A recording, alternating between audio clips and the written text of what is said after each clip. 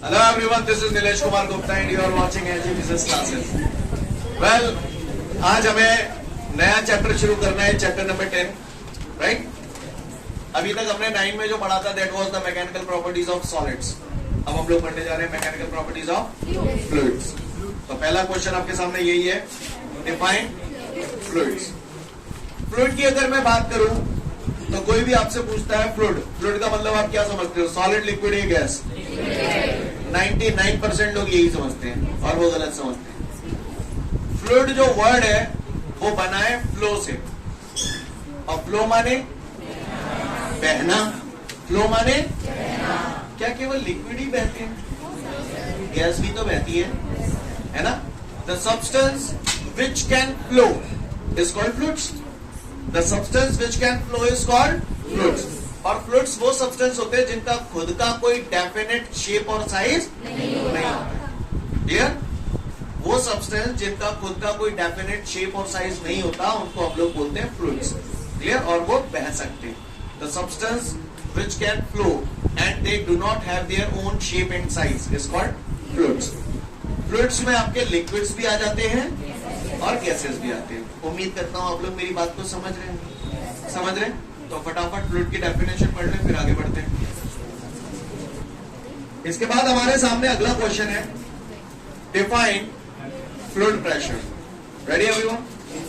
Fluid pressure. Look everyone, क्या एक बात बताओ, सुन रहे हो पा? ये कंटेनर है. कौन है? कंटेनर. यार मैंने बचपन में सुना है प्रेशर का formula P is equal to F upon E. Cross multiply कर दूंगा तो F बराबर P भी तो लिख सकता हूं. नालायक हो. एक जमाना था जब मैंने स्टार्टिंग के चैप्टर में फोर्स का फॉर्मूला बताया था, मास इनटू एक्सेलरेशन. ये फोर्स इज इक्वल टू पा. Clear? Pressure into area. Got it guys? Clear? फूपा. क्लियर? चोकरा. तो खैर जो भी है, मैं बार बार इन वर्डों को यूज करूंगा इसलिए बता रहा हूं. फोर्स के दो फॉर्मूले हो गए, मां और पा. सेम क्लियर है? प्रेशर के टर्म में कोई फोर्स का फॉर्मूला पूछे तो फूपा, F बराबर P. याद रहेगा? नहीं रहेगा. कहीं वहां बताओ, pressure is equal to force upon area. होता है कि नहीं होता है? होता है. आइए ना, देख कौन सा बता रहे मुंह पे थी. जहां मैंने सरबत बद्धा हुआ है, क्या बद्धा हुआ है? पियोगे सरबत? तुम्हें तो पता भी आऊंगा मैं आवाज. लिसन एवरीवन, ना मैं सरबत रुई बताइए. रुई क्या बताइए? रुई बताइए. किस कंटेनर में? काय में? कंटेनर में मैंने रुई बताई है. और बाकी बात मैंने है ना, जब कंटेनर में जहाँ होल कर दो है, कैसे होल करते हैं तो रुई बाहर निकलने लगी. अच्छा नहीं निकल रही. सरबत करो.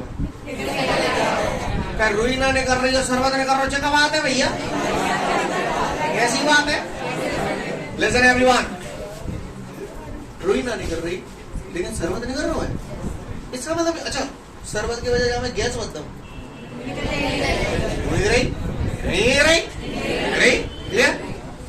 इसका मतलब ये हुआ कि लिक्विड और गैस की जो मॉलिक्यूल्स होते हैं वो रैंडमली इधर उधर मूव कर रहे होते हैं. मूव कर रहे होते होते नहीं होते. अगर मान के चलो ये होल नहीं होता तो क्या ये लिक्विड निकल पाते? कोशिश तो कर रहे थे, निकल नहीं पा रहे थे. और कोशिश में क्या कर रहे थे मालूम है? कोशिश में क्या कर रहे थे? ये मॉलिक्यूल धाड़ धाड़ धाड़ धाड़ धाड़ फोर्स लगा रहे थे. काय पे? कंटेनर पे. ये कंटेनर की वॉल पे. यस और नो? और ये जो फोर्स लगा रहे हैं वो सरफेस के परपेंडिकुलर लगा रहे हैं, सरफेस के नॉर्मली लगा रहे हैं, डायरेक्ट लगा रहे हैं. तो डेफिनेशन तो अपन ने अच्छे की बना दी. किसी भी डेफिनेशन को बनाने के लिए चीजों को क्या मान लिया करते हो? 1 तो एरिया अगर 1 मीटर स्क्वायर मान लूं तो P बराबर the force which is acting normally.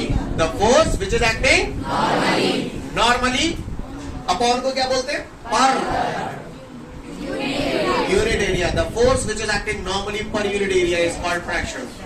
बोला मैंने कहा गई The force which is acting normally per unit area is called pressure. Clear है? प्रेशर का फॉर्मूला है फोर्स अपॉन एरिया. फोर्स का यूनिट, एरिया का यूनिट. तो किसी पट्टे ने अगर हमसे पूछ रहे कि क्या है फलाने प्रेशर का यूनिट क्या है, न्यूटन.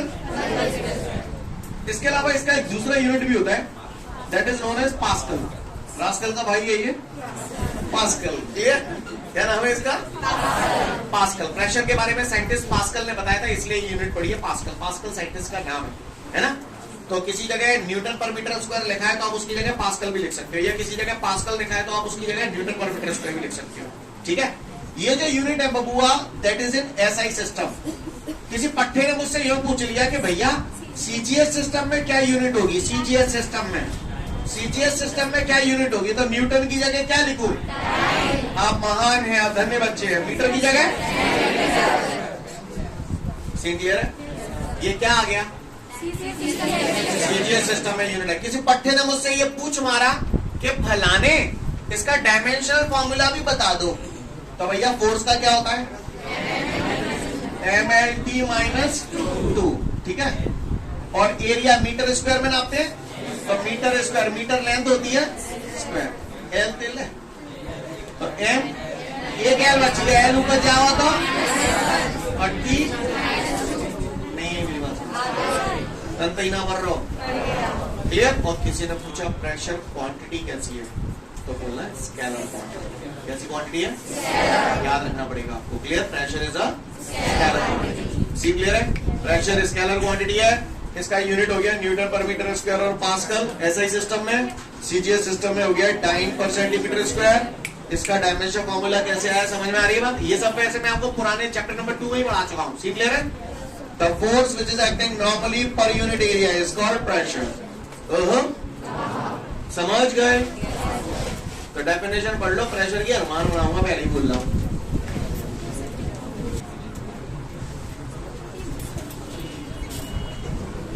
प्रेशर का एक यूनिट आपने देखा न्यूटन पर मीटर स्क्वायर, एक आपने देखा पास्कल. क्लियर? इसके अलावा भी प्रेशर के और भी यूनिट होते हैं. सीजीएस सिस्टम में आपने देखा time per centimetre square. Right guys? इसके अलावा प्रेशर का एक यूनिट होता है बार. सुना है आपने? क्यों केमिस्ट्री में सुना होगा ना. लगे ज्यादा दिमाग खराब मत करो. 1 बार बराबर 10⁵ न्यूटन पर मीटर स्क्वायर. मैं पूछूंगा नहीं तुमने सुना है, शुरू मत बोला मुझसे. एक प्रेशर का यूनिट होता है टॉर्क. टॉरिसली एक्सपेरिमेंट शायद आपने पढ़ा हो तो कभी. सिंपल बैरोमीटर को बात तो मैं बता रहा हूँ. पर ये यूनिट हम लोग यूजुअली बहुत कम यूज में आते हैं. बार तो बहुत यूज में आता है भैया केमिस्ट्री में. बगैर बार के तो कुछ होता ही ना. सही बोल रहा हूँ ना? तो एक यूनिट हो गया बार और दूसरा हो गया टॉर्क. टॉर्क साइंटिस्ट के नाम पर बना है टॉरिसली. कौन सी सैली? हाँ, टॉरिसली एक्सपेरिमेंट पढ़ाऊंगा आपको. सिंपल बैरोमीटर जो आपने केमिस्ट्री में देखा होगा ना. देखो जो तो आपको सुनो ही नहीं होगा. तुमने 76 centimetre of mercury I know ना सुनो. चिल्लू और पानी में जाके डूब रहोगे तो केमिस्ट्री तुमने पूरी पढ़ मारी हो. तुमने ना झींगा सुनो.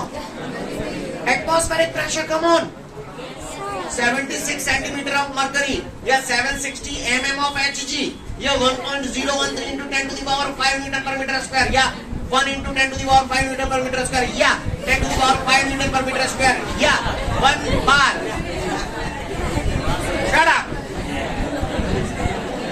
कोई बात नहीं मैं बता रहा हूं. कोई बात नहीं. Listen everyone.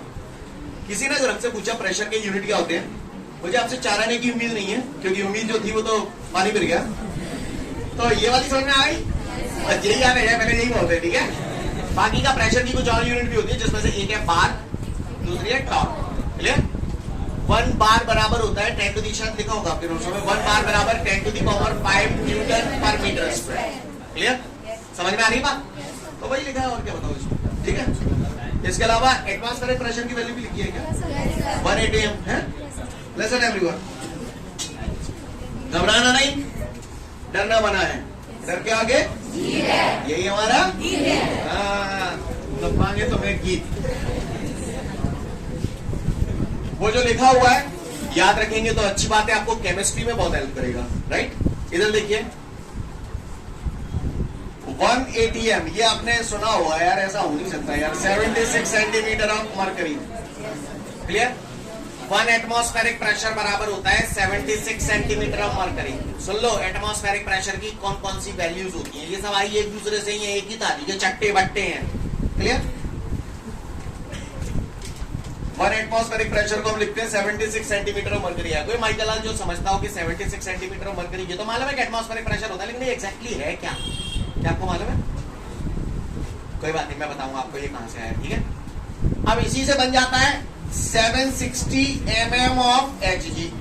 अब जही तेजे बन जाते हैं। कईयों के बार आप लोग अगर, अब तुमने कभी सुने ही ना तो फिर मैं क्या बात करूं, कईयों ने सुने होंगे तो मैंने ऐसा लगा दो एटमॉस्फेरिक प्रेशर कहूं जे दत दो, कहूं जे दत देते हैं, कहूं 10 to the power 5 दत देते हैं, बड़ी दांत है।